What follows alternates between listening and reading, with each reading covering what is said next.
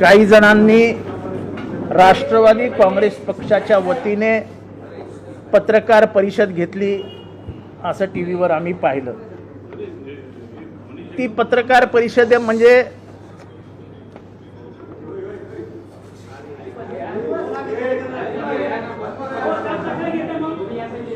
अरे तू दरवाजा लावून घ्या यार।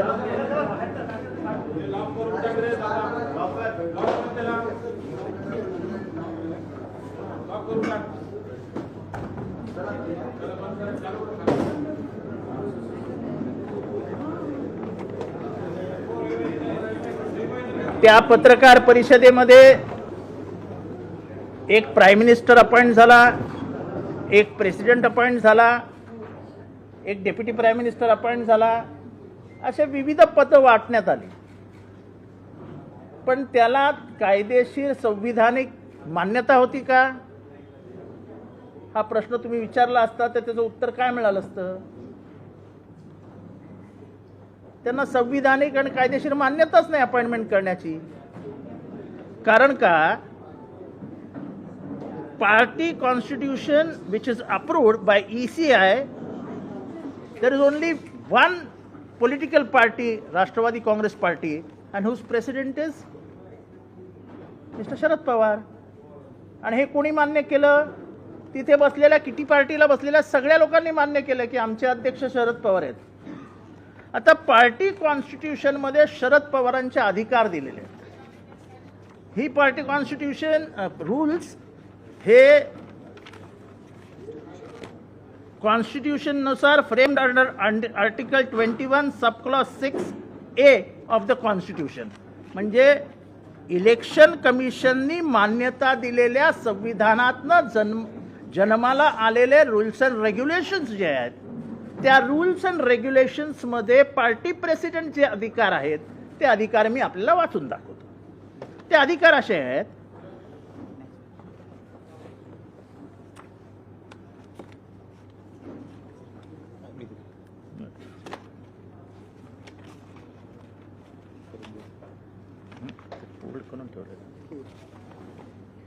the president will have the powers to suspend or dismiss any party committee or expel any member, removing him from the membership right,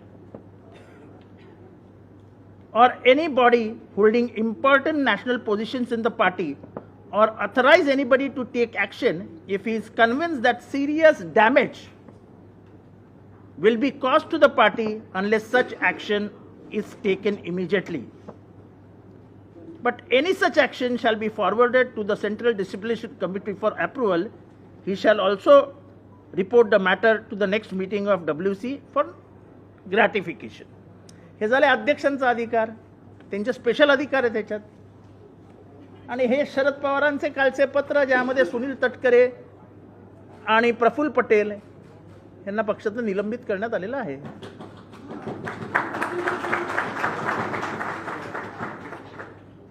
तुम्हाला पक्षातून निलंबित केलेले असताना तुम्हाला नेतृत्व म्हणजे तुम्हाला एकतर कायदेशीर अधिकारच नाहीत नेमणुका करण्याचे। कॉन्स्टिट्यूशन मध्ये सुद्धा जरी तुम्ही वर्किंग प्रेसिडेंट असलात तरी तुम्हाला कायदेशीररित्या मान्यताच नाही की तुम्ही कुठल्या नेमणुका करू शकता। पण तरी देखील मान्य केलं तरी हे पत्र तुम्हाला आधीच ज्ञात होतं की तुम्हाला पक्षातनं निलंबित करण्यात आलेलं आहे। हे शरद पवार साहेबांचं पत्र आहे आणि त्याच्यात त्यांनी काय म्हटलंय हे मी तुम्हाला वाचून दाखवतो। It is recorded that the fact this members of parliament were facilitating and spearheading defection of 9 MLAs of Maharashtra Legislative Assembly in a scrupulously manner without the knowledge of and the consent of the party president. म्हणजे पक्षाध्यक्षाला लपवून त्याच्यापासून सगळ्या गोष्टी लपवून आपण 9 आमदारांना पक्षविरोधी कारवाया करण्यासाठी प्रवृत्त करत होते, त्यांना चढवत होते की चला चला चला। त्यामुळे त्यांना शरद पवार साहेबांनी अध्यक्ष त्याने भारतीय संविधानातनं निर्माण झालेल्या पक्ष संविधानाचा कायद्यान्वये रूल्सप्रमाणे त्यांना हा अधिकार राहिलेला नाही, त्यांना निलंबित करण्यात आलेला आहे.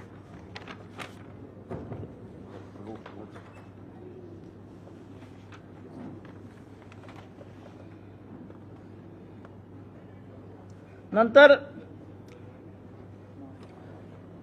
तिथे सगळेच जण म्हणत होते की शरद पवारच अध्यक्ष आहेत, आमचे नेते शरद पवारच आहेत, अध्यक्ष शरद पवारच आहेत, आम्ही कुठे त्यांना काय म्हटलंय, तेच अध्यक्ष आहेत.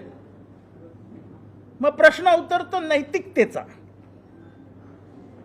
आता नैतिकतेच्या बळावरती एक प्रश्न उभा महाराष्ट्र तुम्हाला विचारेल, जर तुम्ही शरद पवारांना अध्यक्ष मानता तर मग शरद पवारांनी प्रफुल्ल पटेल आणि तटकरेंवर केलेली कारवाई तुम्ही मान्य करणार की नाही? साधा प्रश्न आहे. आणि जयंत पाटलांची नेमणूक ही माननीय शरद पवारांनी केलेली नेमणूक आहे संविधानाप्रमाणे, पार्टी कॉन्स्टिट्यूशन प्रमाणे. तेव्हा क्रॉस तुम्ही खेळू नाही शकत. म्हणजे चिदबी मेरे पडबी मेरा ऐसा नाही हो सकता. तुम्ही एकीकडे म्हणता की काल एक जण बोलत होते की आम्ही काही कायदेशीर लढाई लढणार नाही, पण रात्री 12 वाजता कायदेशीर लढाई सुरू झाली. ते एक जण म्हणजे कोण होते? त्यांचं नाव का नाही घेतलं तुम्ही पत्रकार परिषदेत? ते एक जण म्हणजे Sharad Pawar.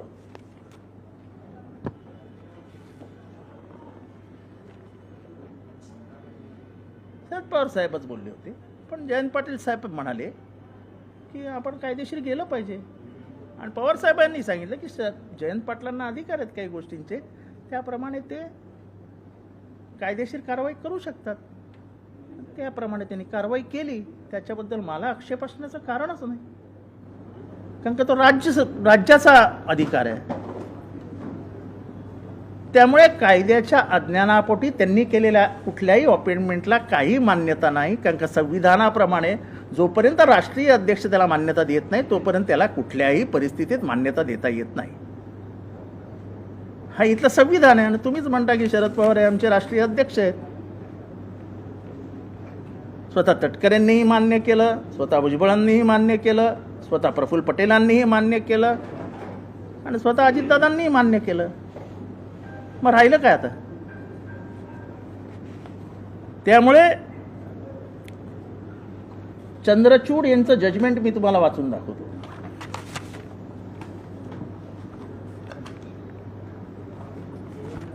Would you find that page?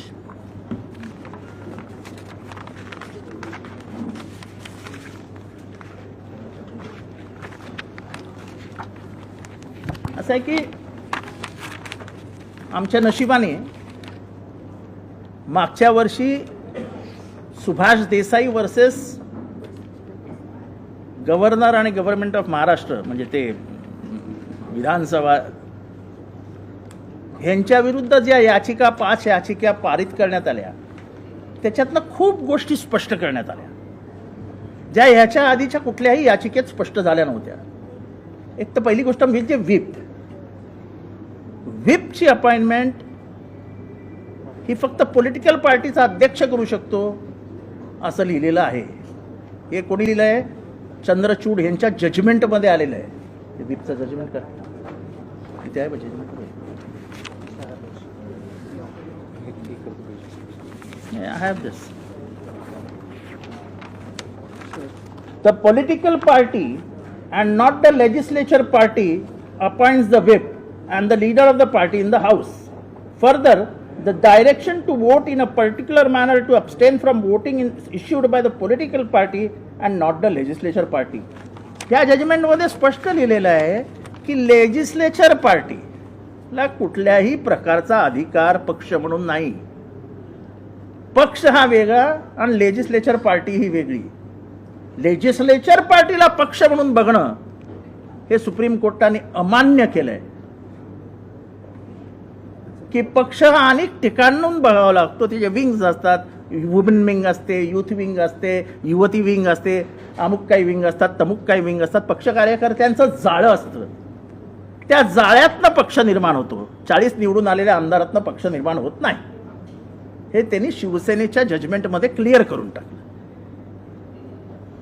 आणि त्याच्यात एवढंच नाही म्हटलं तर त्यांनी अध्यक्षांच्या निर्णयावर आक्षेप घेत सांगितलं की तुम्ही एकनाथ शिंदेंची केलेली नेमणूक ही अवैध आहे. हे आम्ही नाही म्हणत, हे सर्वोच्च न्यायालयाने निकालात म्हटलेलं आहे. हे बघा हे वाक्य. The resolution passed by SSLP on 22nd June 2022 brought to the attention of the speaker that it was passed by the faction of SSLP. Faction म्हणजे तुकडा. Thus the speaker, by recognizing the action of the faction of SSLP without determining whether they represented the will of the political party, acted contrary to the provisions of the 10th schedule, the 1986 rules and the Act of 1956. The decision of the speaker recognizing Mr. Shinde as the leader is illegal. याचा अर्थ काय? तर विधानसभेतला एक गट बाहेर जातो आणि मी पक्ष आहे म्हणून म्हणतो, त्याला तो अधिकारच नाही. किंबहुना चंद्रचूड साहेबांनी असं म्हटलेलं आहे,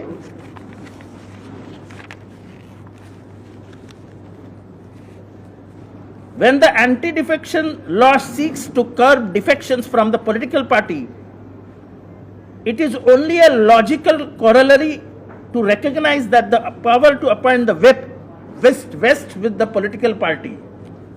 म्हणजे अँटी डिफेक्शन लॉचं फंक्शनिंग व्यवस्थित व्हावं म्हणून व्हिपची नेमणूक ही पॉलिटिकल पार्टीने करावी असं संविधानात म्हटल्याचं चंद्रचूड यांचं म्हणणं आहे, आमचं नाही. पुढे, to hold that it is the legislative party which appoints the whip would be to sever the figurative umbilical cord which connects a member to the house to the political party. It would mean that legislatures could rely on the political party for the purpose of setting them up for election, that their campaign would be based on the strengths of the political party and its promises and policies. They could appeal to the voters on the basis of their affiliation to the party, but that they can later disconnect themselves entirely from that very party and be able to function as a group of MLAs which no longer owes a hint of allegiance to the political party. This is not a system of governance that is envisaged by the Constitution. म्हणजे तुम्ही ज्या पक्षाच्या नावावरती AB form भरला आहे, तुम्ही त्या पक्षाच्या नावाने पॉलिसीज दाखवून जनतेकडनं मतं घेतलेली आहेत, एक दिवशी तुम्ही म्हणाल की आता आमचा तुमचा काही संबंध नाही, तर तसं मान्य करता येणार नाही. तुमची संख्या कितीही असो, तुम्हाला पक्ष म्हणून मान्यता देता येणार नाही. तुम्ही भलेही बाहेर पडून मर्ज होणं हे एकच पर्याय तुमच्याकडे आहे. अगदी 50 MLA आहेत आणि त्याच्यातले 48 MLA एकत्र असतील तरी ते दोन पक्ष जे उरतील त्यांच्याकडे पक्ष राहील, तुमच्याकडे राहणार नाही. तुम्हाला बाहेर पडावं लागेल, कारण का तुम्ही त्या प्लॅन्स आणि पॉलिसीजच्या विरुद्ध करता. कारण का A आणि B फॉर्ममध्ये तुम्हाला ते कायदे दिलेले आहेत, त्याच्यावर तुम्ही सही करून फॉर्म भरता आणि तसे डायरेक्शन दिलेले आहेत. In arriving at this decision, it is not necessary for the ECI to rely on the test of majority of the legislature alone.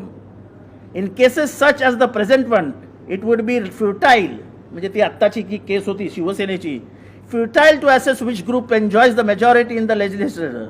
Rather, the ECI must look to the other tests in order to reach to the conclusion under paragraph 15 of the symbol order.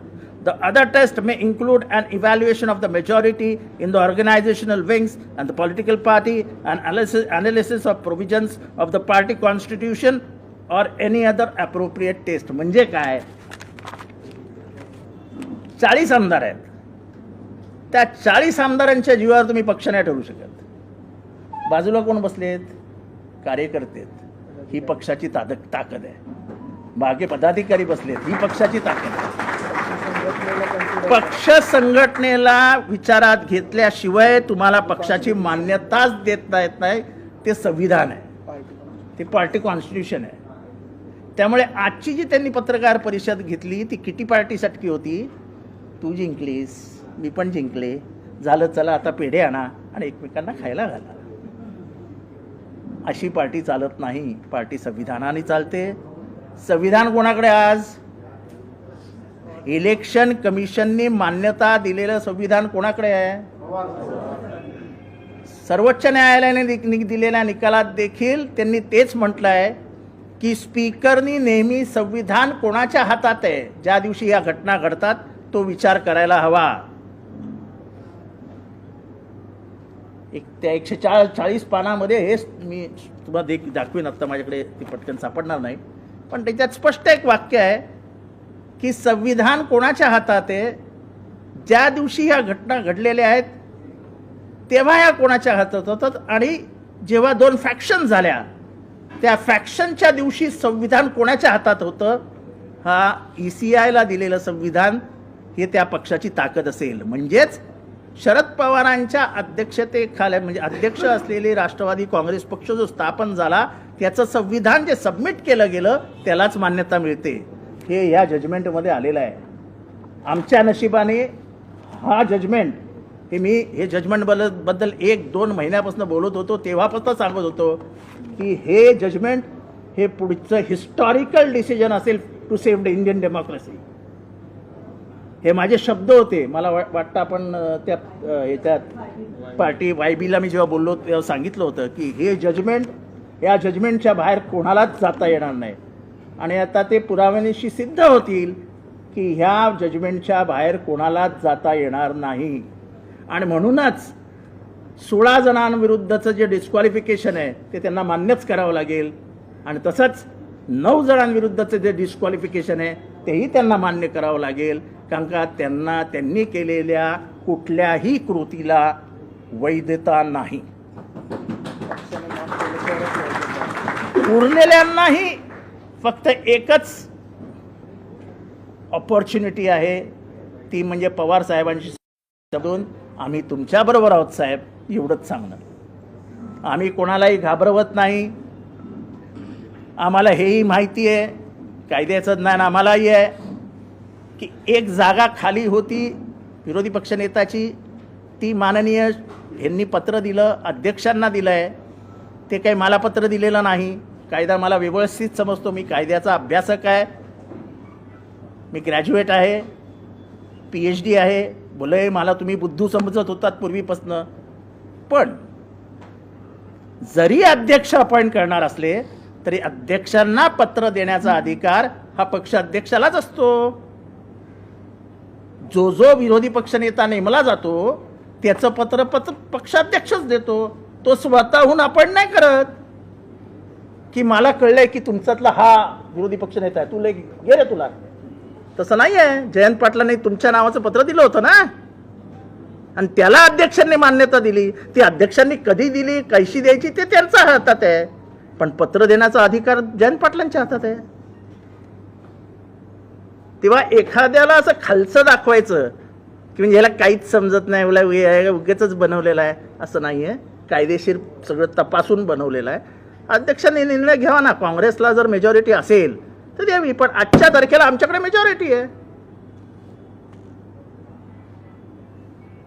तेव्हा आम्ही जी press conference घेतो आहोत ही kitty party नाही. ही सगळ्या कायद्याच्या पुस्तकांना हाताशी धरून सर्वोच्च न्यायालयाने दिलेल्या जजमेंटच्या आधारे आम्ही ही पत्रकार परिषद घेतलेली आहे. त्याच्यामध्ये त्यांच्या किटी पार्टीमध्ये जे president, vice president, prime minister, deputy prime minister, foreign minister appoint झालेले आहेत त्याला काही अर्थ नाही. त्यांनी पेढे खाल्लेले आहेत आणि आता ते घरी पण गेले आहेत. अशा नेमणुका होत नाहीत. त्या सगळ्या संविधान विरोधी आहेत.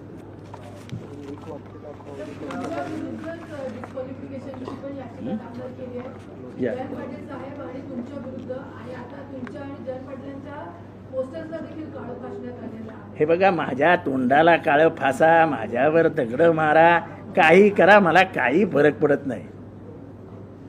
मी मैदानात लढणारा कार्यकर्ता आहे. आयुष्यभर लढत आलोय आणि आयुष्यभर लढत राहील. माझ्या रक्तात गद्दारी नाही. मी नेहमी सांगतो या रक्तात फक्त शरद पवार आहेत.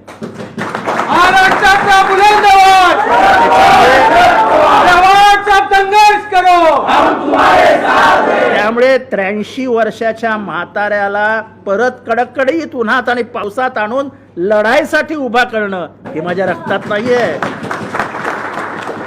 एकीकडे म्हणायचं की त्यांनीच आम्हाला मोठं केलं, त्यांनीच आम्हाला सगळं दिलं आणि त्यांच्यावरच ही परिस्थिती आणायची, त्याला माणुसकी नसलेलं दर्शन आहे. तेव्हा कृपया प्लीज माझ्या याला काळंपण फासा, पांढरपण फासा, काय करायचं असेल ते करा, पण तत्वांपासून आम्ही लांब जाणार नाही आणि सत्तेसाठी आम्ही शरद पवारांना सोडणार नाही.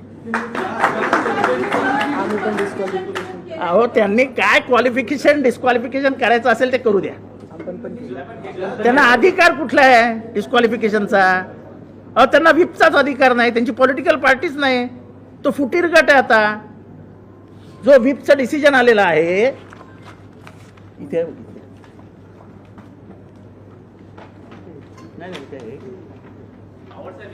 एक थांबा, तुम्हाला मला मला मला गोंधळ पडू. हा हर हर काय जोडे मारायचे, जोडे मारा. मतांच्या रूपाने कोण कोणाच्या थोबाडीत मारतील ते जनता दाखवेल ना आता थोड्या दिवसामध्ये.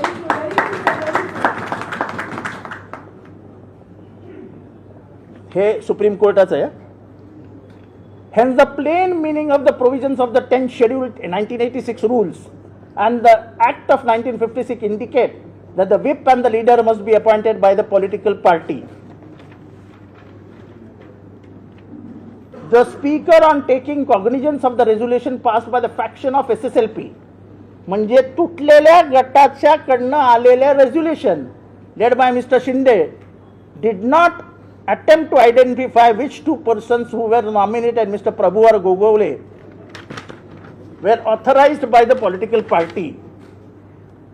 In a contentious situation such as this, the speaker should have conducted an independent inquiry based on the rules and regulations of the political party to identify the whip authorized by the Shiva Sena political party. For the reasons detailed in the preceding paragraph, the speaker must not only recognize the whip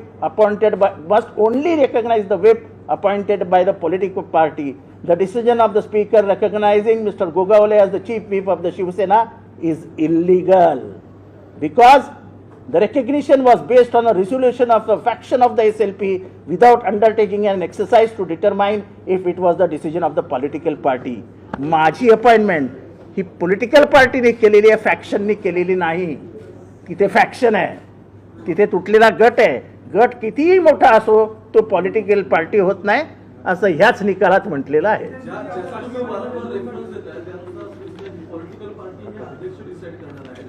कोण decide करणार? कोण अध्यक्ष? कोण? Election commission of India he political party recognition करतं.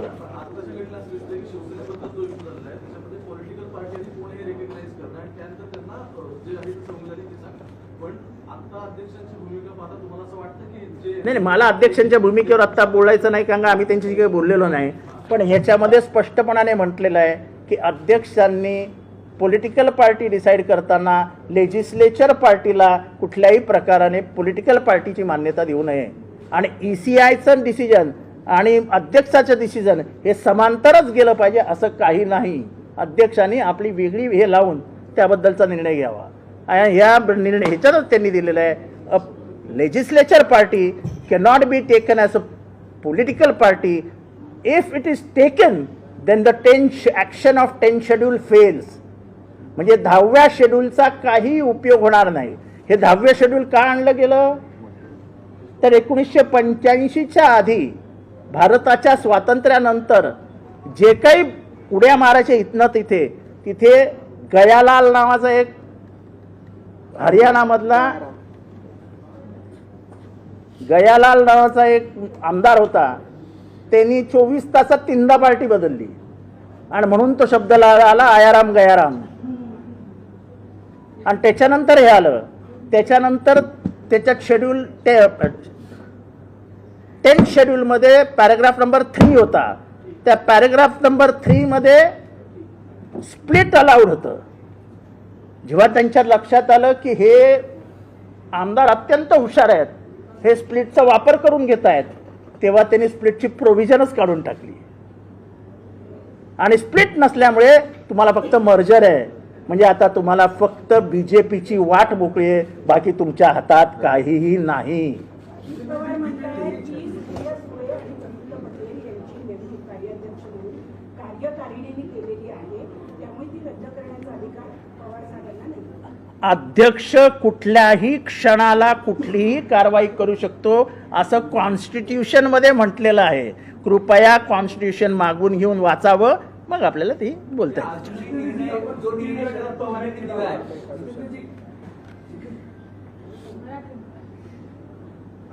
आता आपण 14 गट म्हणून उल्लेख केला होता आणि आता राष्ट्रवादीमध्ये 2 गट झाले असं मानलं जातं. कोण? तुम्ही आता स्वतः उल्लेख केला की तो 14 गट आहे आणि तुम्ही आता बोलताना नाही, फुटीर गट नाही. त्यांनी जेव्हा ते मान्य करतात, शिवसेना आणि ठाकरे गटातून सर्वोच्च न्यायालयामध्ये वाद झाला होता, त्याचा दाखला तुम्ही आता दिला की पेट्रोल होता ते सुद्धा तुम्ही वाचून टाकला. पण आता याच्यानंतर आपल्याकडून त्या जो 14 गट असेल तर कारवाई केली जाणार नाही. आम्ही कारवाई तर करणारच. ज्यांनी जे जे पक्षविरोधी भूमिका घेतील त्यांच्या विरुद्ध जयंत पाटील साहेबांनी सांगितलंय कारवाई करायची. प्रफुल्ल पटेल तयार नाहीयेत, मानायला तयार नाहीयेत की ज्या प्रकारे कारवाई होतीये, ज्या प्रकारे शरद पवार निर्णय घेतात, त्यांचं असं म्हणणं आहे की मेजॉरिटी आमच्या बाजूने. मेजॉरिटी वरती निर्णय होत नाही, निर्णय संविधानावरती होतात. हे परत मी तुम्हाला सांगतो, सर्वोच्च न्यायालयाचा निर्णय शिवसेना वर्सेस जो निर्णय आलेला आहे 11 मे 23ला, त्याच्यामध्ये त्यांनी स्पष्ट केलेलं आहे की पॉलिटिकल पार्टीचे आपले एक राईट्स असतात, ते राईट्स मान्य करावेच लागतील. तुम्ही कुठलाही निर्णय आणून कोणालाही थोपवणार असाल तर तो मान्य होत नाही.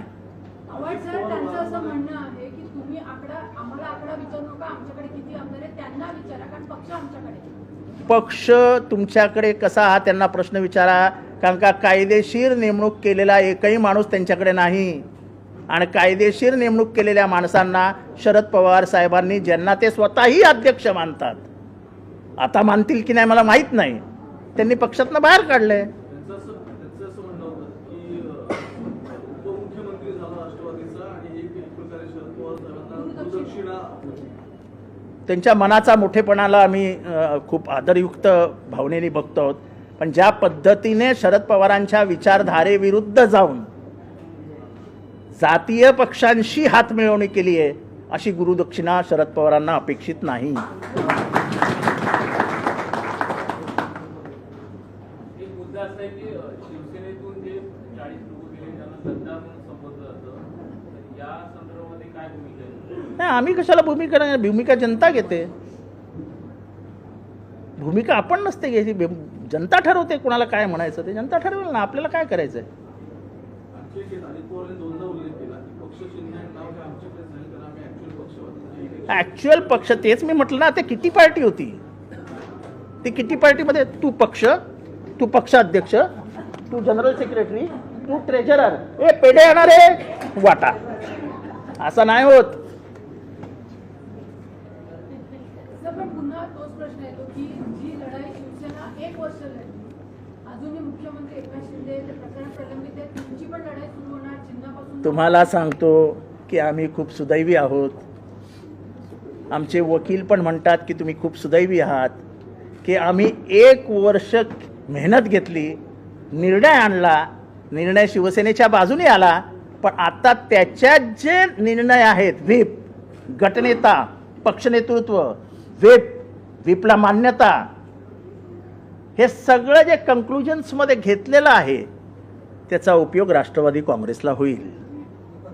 पण ते शिवसेनेचाच अजून निकाल, शिवसेनेचा निकाल लागला, विधानसभेचं जाऊ द्या, पण त्याच्यातला जो मुख्य क्रक्स आहे की व्हीप कोण अपॉइंट करणार, त्याचा निकाल इथे देऊन टाकला त्यांना की पक्ष. लेजिस्लेचर पार्टी म्हणजे पक्ष नाही, याचा अर्थ पक्षाला मान्यता मिळाली. म्हणजे जे शिवसेना जेव्हा फुटली, ते जेव्हा अस्तित्वात नव्हतं, ते आता सगळं अस्तित्वात आहे. हा सर्वात मोठा फायदा आम्हाला, आमच्या नियतीला परमेश्वराने मान्यता दिली की यांची नियत साफ आहे, म्हणून कदाचित हे जाण्याच्या आधी नेमकं शिवसेनेचं जजमेंट आलं.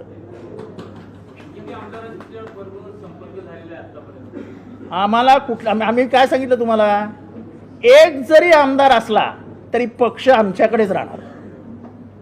नंबरवरती बोलायचं तुम्ही ह्याच्यात अजून एक वाक्य आहे की it is not only the game of numbers but it is something more. मी तुम्हाला वाचून दाखवीन. It is not only the game of numbers but something more. म्हणजेच काय तर लोकशाहीमध्ये फक्त नंबर्सला महत्त्व नसतं, तर लोकशाही वाचवणं महत्त्वाचं असतं. तेव्हा बघणाऱ्यांनी नंबर्स बघू नये, लोकशाही कशी वाचवायची ह्याच्याकडे बघावं असं स्वतः मुख्य न्यायाधीश भारताने म्हटलेलं आहे. तेव्हा तुम्ही सारखं नंबरवर जाऊ नका. नंबरला सर्वोच्च न्यायालयाने 0 किंमत दिलेली आहे. विधानसभेचं आता अधिवेशन येत आहे, आपण नेमकी कसं बघणार? कारण राष्ट्रवादी पक्षाचा विरोधी पक्षनेता पण आणि राष्ट्रवादी पक्षाचा उपमुख्यमंत्री पण आणि गृहमंत्री पण, हे नेमकी how to read this? See, basically, it has to be read politically. While reading politically, we come to a conclusion that they have no political sanctions or no constitutional sanctions. जसं मी तुम्हाला सांगितलं की पक्षाध्यक्ष म्हणून शरद पवारांच्या हाती असलेल्या अधिकारातनं त्यांनी सुनील तटकरे आणि प्रफुल्ल पटेल यांना पक्षातनंच निलंबित केलेलं आहे. त्यांना अधिकार काय आहे? तुमच्या आई वडिलांनी तुम्हाला घराच्या बाहेर काढलं आणि घरच तुमच्या नावावर नाही आणि तुम्ही चाळीच्या बाहेर जाऊन कोणाला तरी लिहून दिलं नोटरी करून की हे घर मी तुम्हाला 2 लाखात विकलं, तर मान्य होईल का? अधिकार तर पाहिजे ना. हे बघा, this is not a game of numbers but of something more. The structure of leadership outside the legislative assembly is a consideration which is relevant to the determination of this issue. म्हणजे त्यांच्या बाबतीत ते सांगत होते की फक्त नंबर्सवरती खेळू नका. नंबर्सपेक्षा बाहेर एक मोठं विश्व आहे, त्या विश्वाकडे बघून तुम्हाला निर्णय घ्यावा लागेल. प्रफुल्ल पटेल साहेब हेच म्हणलेले, त्यांचं असं म्हणणे की तुम्ही निवडणूक आयोगाकडे जाताय, कोर्टाने तो अधिकार दिला विधानसभा अध्यक्षांकडे की असं कोणी सांगितलं तुम्हाला? असं Praful Patel is not my जज ना. I have to go by the judgment given by the Supreme Court. I am not here to reply what Prafull Patel has said. I am here to tell you what Constitution and the judgment given by Supreme Court says. And the Supreme Court has made it quite clear that with whom the authorities lies. जेव्हा ते म्हणतात की गोगवले मान्यच नाही, तुम्ही मान्य केलं तर चुकीचं केलं. किती चांगलं आहे ते. आता गोगवलेची अपॉइंटमेंट जेव्हा त्यांनी केला तेव्हा तो फुटीरघाट होता, बरोबर आहे. आता ज्यांनी त्यांची अपॉइंटमेंट केली आहे तेव्हा कोण आहे? फुटीरघाट आहे. त्याचा अर्थ काय होतो? जेव्हा चंद्रचूड हे म्हणतात की आम्हाला तुम्ही एकनाथ शिंदेची नेमणूक केली हे देखील अमान्य आहे, कारण का तुम्ही काही बाकी विचारच केलेला नाही. म्हणजे याचा अर्थ काय? आम्ही ते उपमुख्यमंत्री वगैरे ह्याबाबत बोलतच नाही आहे. त्यांनी घेतलेल्या शपथेबद्दल पण आम्ही बोलत नाही आहे. आम्ही फक्त पॉलिटिकल अपॉइंटमेंटबद्दल बोलतो, बाकी आमचा काही संबंध नाही. अजित पवारांचं म्हणणे की मी पक्षाच्या भल्यासाठी हा निर्णय घेतला आणि पवार साहेबांनी आशीर्वाद द्यावा आता अशी मागणी केली. पवार साहेबांच्या मनात असेल त्यांनी आशीर्वाद द्यावा, अजूनपर्यंत तरी दिलेला नाही. आणि ते म्हणाले की आपल्याला पक्षासाठी लढावं लागेल. आणि ते हेही म्हणाले की जयंत पाटलांना अधिकार आहे कायदेशीर कृती करण्याचा. ते जयंत पाटील कायदेशीर कृती करतायत. त्या जयंत पाटलांना ह्यांना कुठलाही अधिकार नसताना त्यांनी बाजूला केलं. त्यामुळे आज आम्हाला ही पत्रकार परिषद घेऊन वस्तुस्थिती महाराष्ट्राला स्पष्ट करावी लागली की कायद्याच्या कक्षेत राहून पत्रकार परिषद घ्यायची असतात. कोणाला तरी टोमणे मारायचे, कोणाला तरी खाली बसवायचं, खाली दाखवायचं, याच्यासाठी पत्रकार परिषदा घ्यायच्या नसतात. विरोधी पक्ष नेता आणि प्रतोद या दोन्ही गोष्टी एकाच व्यक्तीकडे असू शकत नाहीत असं होतं अजित पवार. असं कुठल्या कायद्यात आहे का? म्हणून मी म्हटलं कायदा वाचा ना, कायदा वाचा. पक्षाध्यक्ष आणि मंत्रीपद असू शकते की नाही एकाकडे? आमच्याकडे उदाहरण आहे RR पाटील. तेव्हा मला काही म्हणायचं नाही, सगळे ज्ञानी आहेत. आम्ही वेडे आहोत, 3री 4थी पास आहोत.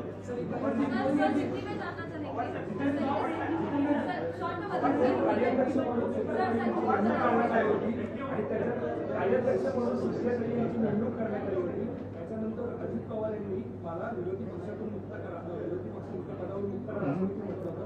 परंतु काल त्यांनी उपमुख्यमंत्री अमित शहा यांनी ही कुठेतरी पवार कुटुंबाची नाराजी असं वाटतं. काय काय नाही ते त्याच्याबद्दल मला काहीच बोलायचं नाही. आत्ताच्या पत्रकार परिषदेमध्ये त्यांनी ज्या काही चुका केल्या तेवढ्या मला महाराष्ट्राच्या नजरेत आणायच्या होत्या की कुठलाही कायदेशीर आधार नसताना पत्रकार परिषद घेऊन महाराष्ट्राच्या जनतेला मूर्ख समजायचं हे आम्हाला मान्य नाही. महाराष्ट्राच्या शून्य जनतेला आम्ही विचारासाठी आजची पत्रकार परिषद घेऊन त्यांना आमचे पूर्ण विचार सांगितले.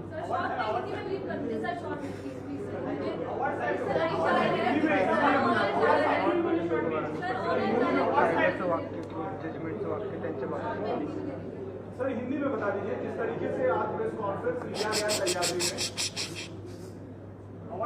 सह्याद्री में जो प्रेस कॉन्फ्रेंस लिया गया उसमें कई सारे आरोप लगाए गए हैं. यहाँ तक कि जो पार्टी स्टेट प्रेसिडेंट है उनको हटा के किसी और को अपॉइंट कर दिया गया. आपके खिलाफ डिस्क्वालिफिकेशन का एक पिटीशन किया जा रहा है. क्या कहेंगे सर ये घटनाक्रम जो अभी सह्याद्री में हुई है उस पर क्या कहेंगे? देखो ऐसा है कि किटी पार्टी होती है और किटी पार्टी में चिट्ठियां उठाई जाती है. फिर चिट्ठी उठा के एक को प्राइम मिनिस्टर बनाया जाता है, एक को प्रेसिडेंट बनाया जाता है, एक को एक्सटर्नल अफेयर्स मिनिस्टर बनाया जाता है. आखिर में किटी पार्टी में भेल तंदूरी बिंदूरी खा के किटी पार्टी बंद हो जाती है और लोग घर निकल जाते हैं. उसको कानूनन कुछ आधार होता है? कोई भी पद को मान्यता देने के लिए कानूनन आधार चाहिए. वो आधार ये दो किताबों में है जो इलेक्शन कमीशन ने मान्यता दी है और ये राष्ट्रवादी के किताब है और इसमें रूल्स एंड रेगुलेशंस है. इसमें प्रेसिडेंट को क्या अधिकार है उसका रूल एंड रेगुलेशन है. उस प्रेसिडेंट ने इस पत्र के द्वारा सुनील तटकरे और प्रफुल्ल पटेल को पार्टी से बाहर कर दिया है. तो उनको क्या अधिकार है? और वैसे भी पार्टी में रहते तो भी नियुक्त करने का अधिकार है क्या? अध्यक्ष होते हुआ बिना अध्यक्ष के मान्यता के बिना आप कैसे क्या नॉमिनेट कर सकते हो किसको? और हम नहीं कहते कि आप ही कहते हो ना शरद पवार अध्यक्ष है हमारे, शरद पवार अध्यक्ष है हमारे. तो शरद पवार को पीछा पूछे बिना आप कोई भी पार्टी से हाथ कैसे मिला सकते हैं? शरद पवार के अध्यक्ष होते भी तुम जाके किसी जातीयवादी पार्टी से हाथ कैसे मिला सकते हो? कोई ये कानूनन है कि गैर कानूनन है? हम भले ही अनपढ़ है, हम भले ही हमको कुछ समझता नहीं है, लेकिन थोड़ा बहुत ज्ञान तो हमारे बाप ने हमारे में दिमाग में डाला है. सर अजीत पवार का ये कहना है कि जो संख्या बल हमसे पूछी जा रही है वो संख्या बल हमसे मत पूछिए कि पार्टी. हम तो बोलते हैं पूरे 50 तुम्हारे हैं लेकिन पार्टी तुम्हारी नहीं है.